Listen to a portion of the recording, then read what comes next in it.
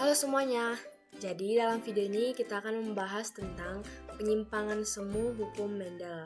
Tapi sebelum kita mulai ke pembahasannya, ada baiknya saya perkenalkan diri terlebih dahulu. Jadi, saya Ayu Lira Simarmata, kelas 3 IPA 3 dari SMA RK Budi Mulia Pematang Siantar.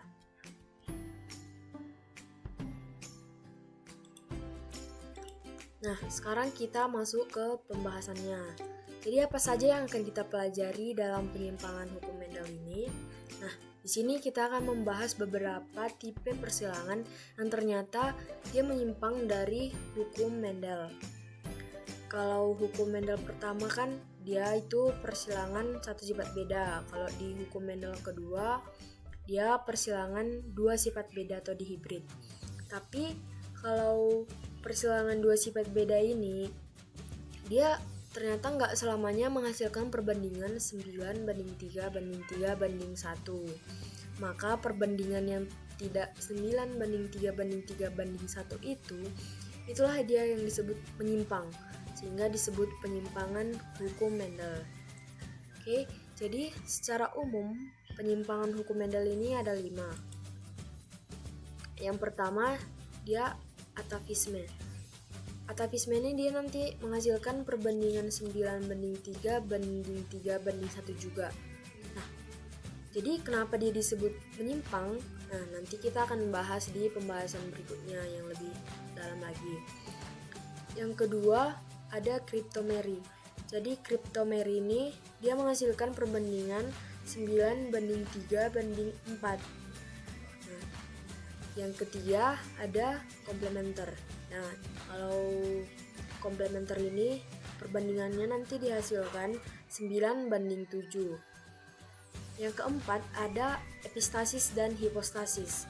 Nah, epistasis dan hipostasis ini maksudnya epistasis itu dia menutupi gen dominan lainnya, sedangkan hipostasis itu dia ditutupi gen dominan yang lain. Nah, yang terakhir ada polimeri. Jadi polimeri ini nanti menghasilkan perbandingan 15 banding 1. Oke, sekarang kita masuk ke pembahasan yang pertama, yaitu atavisme.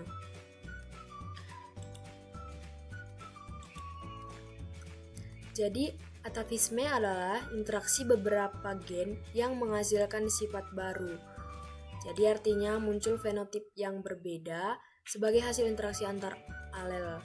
Jadi maksudnya di sini induknya apa sama apa, tapi ternyata anaknya itu beda sama induknya. Kalau contoh atavisme ini kita bisa lihat dari pial ayam. Ini pial ayam atau jengger ayam. Jadi di sini dia ada 4 jenis. Ada walnut, ada biji, ada bila, sama ada gerigi atau rose. Nah, tapi sebenarnya awalnya ini jengger ayam ini cuma ada 3, cuma ada biji, ada bila, sama gerigi. Terus kenapa ini walnut jadi ada? Nanti kita lihat di tipe persilangannya, kenapa si walnut ini bisa muncul. Nah, disitulah nanti letak penyimpangannya. Terus ini dia genotip sama fenotipnya. Kalau dia walnut, dia genotipnya dominan, R besar sama P besar. Sedang kalau si rose, dia R besar, P kecil. Kalau si biji, dia R kecil sama P besar. Sedangkan si bila dia gennya itu resesif. Oke.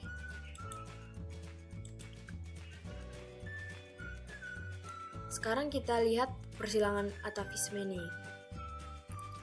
Nah, di sini dikatakan apabila ayam berpial rose disilangkan dengan ayam berpial biji. Nah, ternyata semua F1-nya itu berpial walnut. Nah, disinilah nampak penyimpangannya ya. Induknya rose sama biji, ternyata keturunannya itu 100% dihasilkan walnut. Kemudian apabila sesama F1 disilangkan, tentukanlah rasio F2-nya. Oke, ini kita lihat di P1-nya induknya si rose sama si biji. Dia sama-sama menghasilkan satu gamet. Kalau si Rose gametnya R besar P kecil, sedangkan gametnya si biji itu R kecil P besar. Nah, dia menghasilkan 100% walnut. Ini 100% walnut. Gametnya R besar R kecil, P besar, P kecil.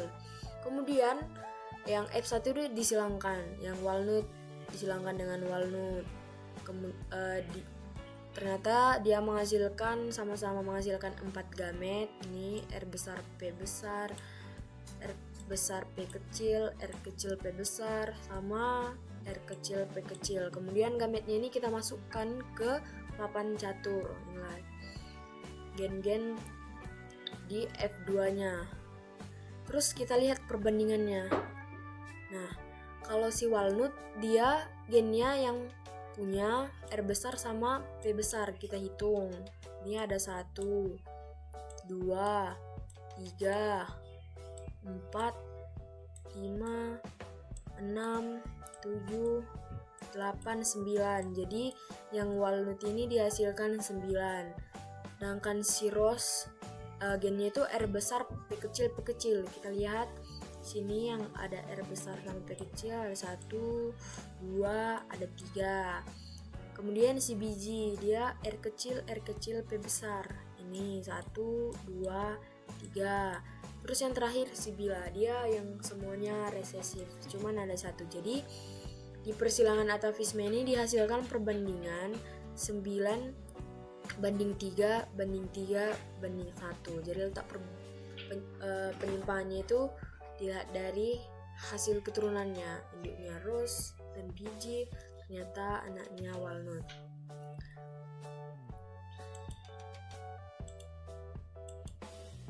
Oke, sekarang kita masuk ke contoh soal.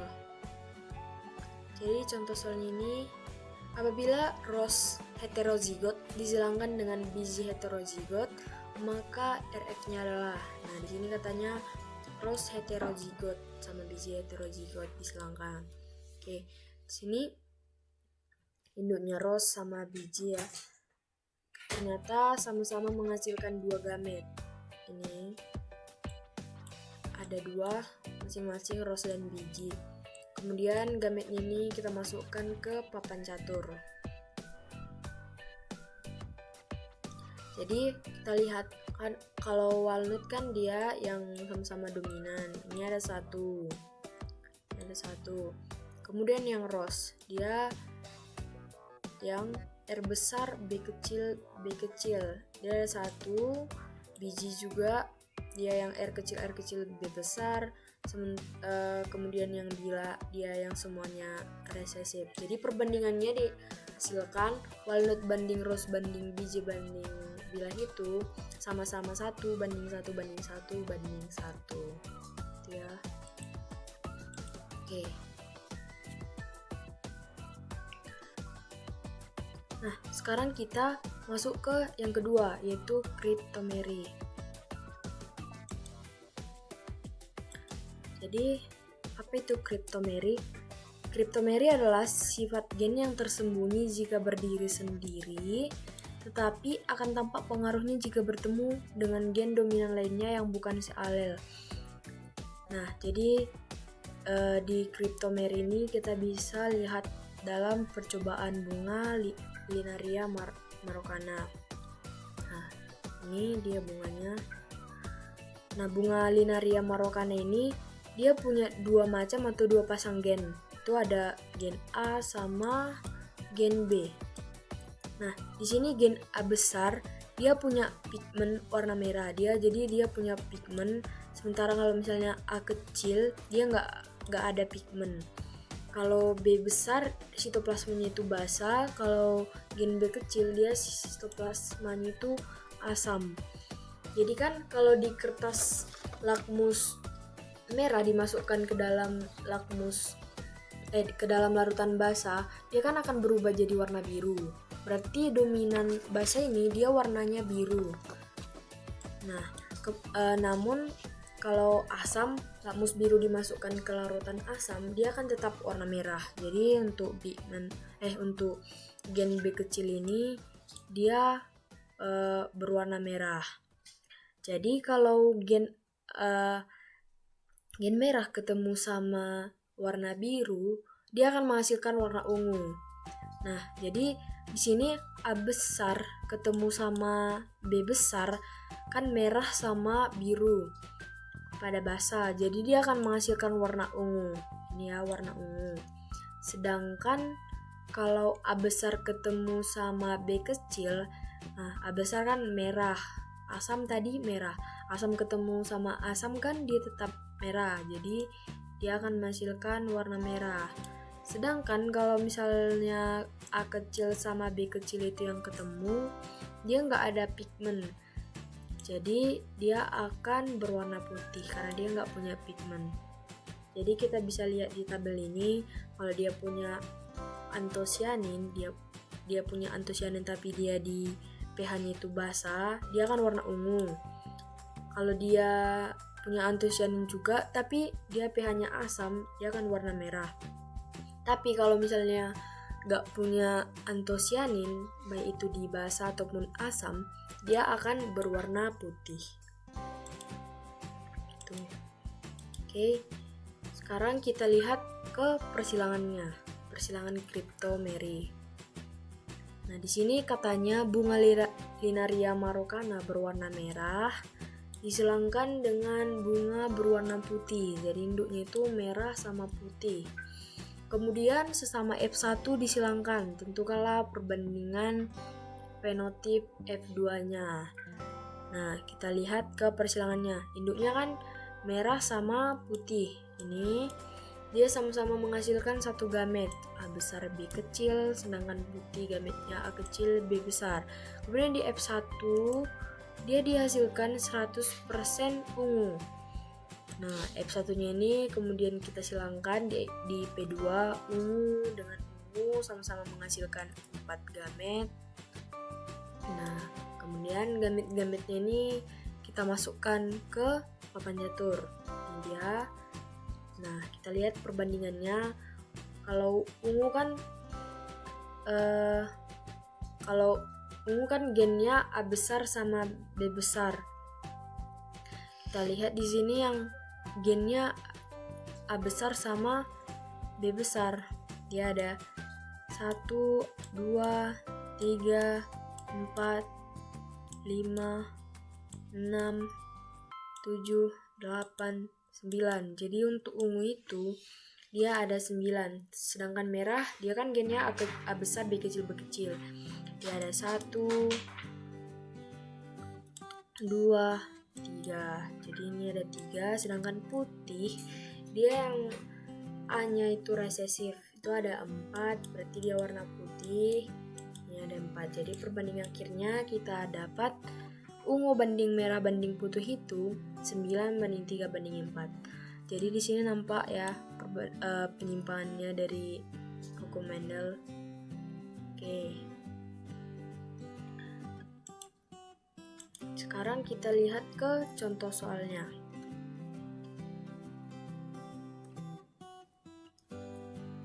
Di sini katanya apabila bunga ungu double heterozigot, sini ungunya katanya double heterozigot.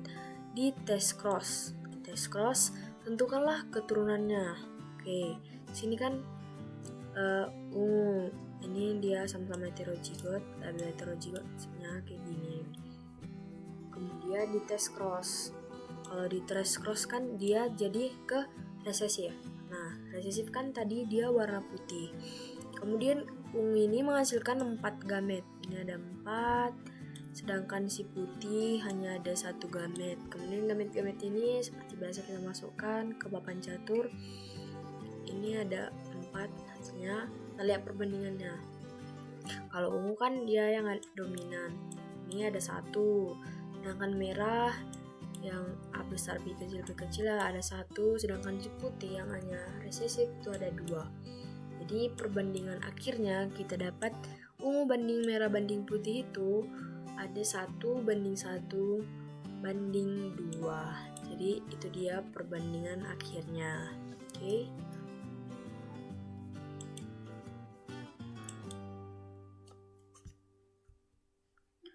Nah, sekarang kita masuk ke yang ketiga.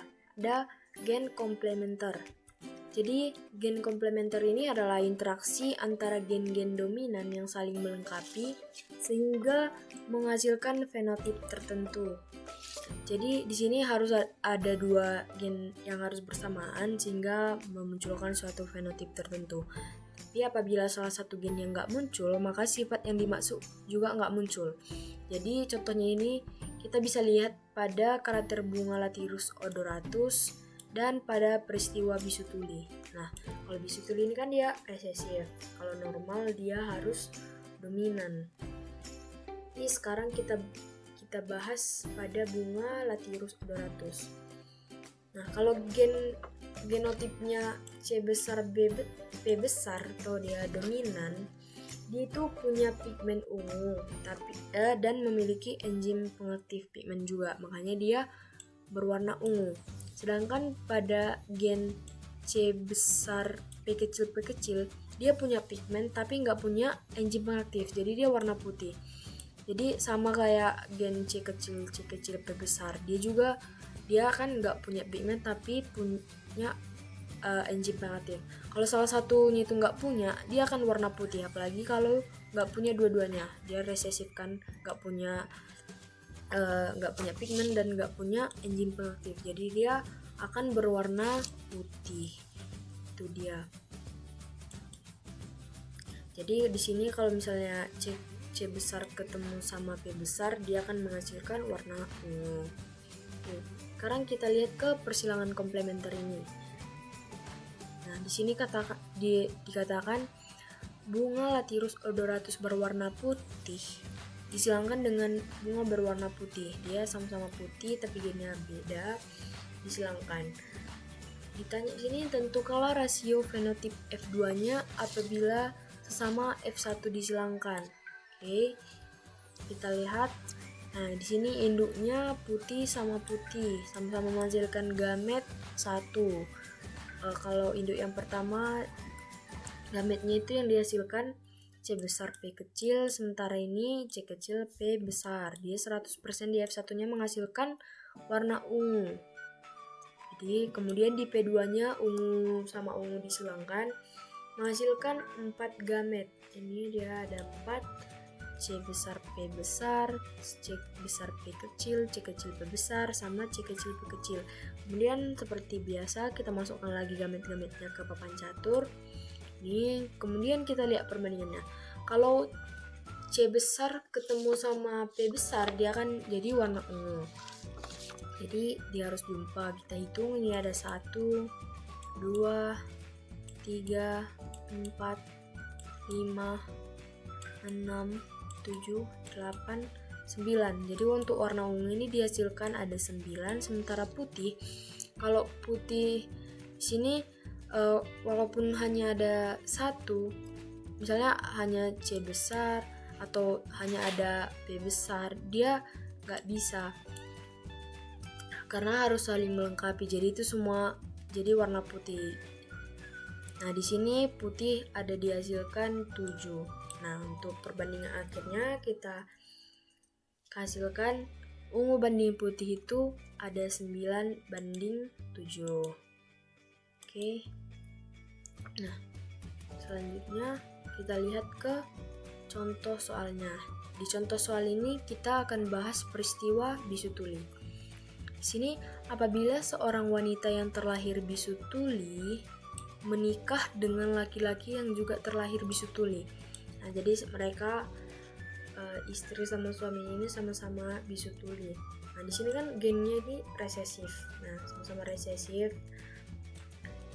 Itulah kenapa terjadi peristiwa bisu tuli. Kalau normal kan dia harus dominan. Terus kata yang ditanya, tentukanlah kemungkinan anak mereka normal. Jadi kemungkinan anaknya mereka normal. Kita lihat ke ini. Induknya sama-sama bisu tuli, menghasilkan 2 gamet. Sama-sama 2 gamet. Oke, kita lihat kan yang ditanya kemungkinan anak mereka normal. Nah, kalau normal kan dominan tadi kan. Nah, di sini yang dominan hanya ada 1, yang B besar sama T besar. Yang lainnya dia resesif. Gak ada yang sama-sama dominan. Oke, jadi perbandingannya di sini normal banding bisu tuli itu hanya ada 1:3. Jadi yang ditanya kemungkinan mereka normal, jadi itu kemungkinannya hanya ada 25%. Jadi gitu untuk peristiwa bisu tuli ini.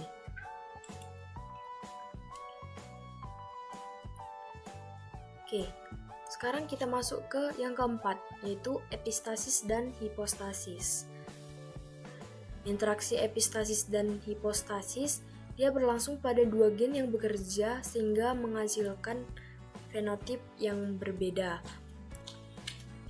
Jadi sebenarnya di sini keduanya itu sama-sama dominan, tapi satu gen itu ditutupi oleh gen dominan lainnya. Jadi di sini satu gen yang dominan dapat menutupi atau epistasis. Jadi epistasis itu maksudnya menutupi terhadap gen dominan yang lain atau hipostasis. Nah, jadi dengan kata lain kita bisa bilang di sini persilangannya itu satu gen itu dikalahkan oleh gen dominan lainnya. Nah, untuk epistasis dan hipostasis ini kita bisa lihat contohnya pada kulit gandum hitam atau H besar epistasis terhadap kulit gandum kuning atau K besar. Jadi di sini sama-sama dominan H besar sama K besar. Nah, kita lihat ke genotipnya. Di sini untuk H besar, jadi di sini kalau memiliki genotip H besar satu aja, jadi dia pasti akan menghasilkan warna hitam. Ya, warna hitam. Tapi kalau misalnya hanya kecil tapi K-nya besar, dia akan jadi warna kuning. Tapi kalau semuanya resesif, dia akan berwarna putih. Tuh. Oke, sekarang kita lihat ke persilangannya. Jadi di persilangan epistasis dan hipostasis ini katanya apabila gandum berkulit hitam disilangkan dengan gandum berkulit kuning. Jadi induknya itu hitam sama kuning. Tentukanlah rasio fenotip F2-nya jika gen hitam epistasis terhadap gen kuning. Jadi hitam itu epistasis sama kuning. Kita lihat ini induknya hitam sama kuning sama-sama menghasilkan satu gamet. Ini ada H besar K kecil, H kecil K besar. Dia di F1-nya 100% hitam. Oke. Kemudian di P2-nya hitam sama hitam disilangkan sama-sama menghasilkan 4 gamet. Ini. Nah, gamet-gamet ini seperti biasa kita masukkan lagi ke papan catur. Kita lihat perbandingan di sini. Jadi tadi kan asal ada satu aja gen H besar, dia akan jadi warna hitam. Kita hitung nih ada 1, 2, 3, 4, 5, 6, 7, 8, 9, 10, 11, 12. Nah, jadi di sini hitam itu kita dapat ada 12. Nah, kemudian kuning. Kalau kuning ini dia K-nya yang besar, yang dominan. Hitung ada 1, ada 2, 3. Nah, untuk kuning dihasilkan 3, sementara putih yang semuanya resesif itu hanya ada 1. Jadi perbandingan akhirnya kita dapat hitam banding kuning banding putih itu ada 12:3:1. Di sini udah jelas juga penyimpangannya dari hukum Mendel kan. Kalau di hukum Mendel 9:3:3:1, di sini kita dapat 12:3:1. Oke. Nah, sekarang kita lihat contoh soalnya. Disilangkan gandum hitam dengan gandum kuning, berapa kemungkinan dihasilkan gandum berfenotip putih? Nah, di sini induknya sama hitam sama kuning, yang ditanya yang warna putih. Oke, kita lihat ini hitam sama kuning. Kalau hitam dia menghasilkan 4 gamet. Dia H besar K besar, H besar K kecil, H kecil K besar, H kecil K kecil. Sementara si kuning ini dia hanya menghasilkan 2 gamet. Itu H kecil K besar sama H kecil K kecil. Nah, kemudian gamet-gametnya kita masukkan ke tabel ini. Nah, yang ditanyakan yang berfenotip putih. Kalau putih dia berarti resesif, semuanya resesif. Di sini hanya ada 1, berarti kita dapat 1 kemungkinan dihasilkan ganda berfenotip putih itu hanya ada 1 dari 8. Ini semuanya 8, berarti kemungkinannya hanya ada 12,5%. Tuh. Oke, kita lanjut. Oke, sekarang kita ke yang terakhir, polimeri. Jadi apa yang dimaksud dengan polimeri ini? Jadi polimeri adalah interaksi 2 gen atau lebih atau gen ganda yang mempengaruhi dan menguatkan suatu sifat yang sama. Jadi kalau biasanya satu sifat itu dibawa oleh sepasang gen, kalau di polimeri ini dia yang membawa sifatnya itu bisa 2 pasang atau bahkan lebih. Jadi contohnya kita lihat pada pigmen merah pada bunga. Nah, ini kita lihat persilangannya. Di sini kan genotipnya ada 2 ya. M1, M2, M2. Kalau dia M besar dia merah dominan, kalau dia M kecil berarti dia putih. Nah, kemudian disilangkan merah sama putih, ternyata dihasilkan semuanya merah pada F1. Nah, di sini asal dia punya 1 aja gen M besar, maka nanti dia menghasilkan merah, walaupun nanti merah yang dihasilkan di sini semuanya berbeda-beda. Tapi asal punya 1 M besar aja, berarti dia akan menghasilkan merah. Kemudian F1-nya ini disilangkan, sama F1 disilangkan. Kita lihat perbandingannya di sini setelah dimasukkan di F2-nya. Ternyata untuk merah dihasilkan 15, sementara putih yang resesif itu hanya ada 1. Nih. Jadi perbandingan merah banding putih itu 15:1. Di sini juga jelas sekali ya penyimpanannya dari hukum Mendel. Oke. Kemudian kita lihat ke contoh soalnya. Nah, di contoh soal katanya bunga berwarna merah disilangkan dengan bunga berwarna merah. Nah, di sini sama-sama warna merah. Tentukanlah rasio fenotip keturunannya. Jadi ini merah yang heterozigot ini sama merah yang ini. Di sini yang pertama dia menghasilkan 4 gamet, sementara di sini hanya ada 1. Kalau di sini dia ada 4. Kemudian gamet-gametnya ini kita masukkan ke papan catur. Nah, kita lihat kalau misalkan tadi kalau ada 1 aja gen M besar berarti dia jadi merah. Di sini ada M besar berarti merah. Ini juga ada berarti merah, ini juga merah, merah, merah. Berarti semuanya merah. Jadi keturunannya itu 100% merah. Nah, oke.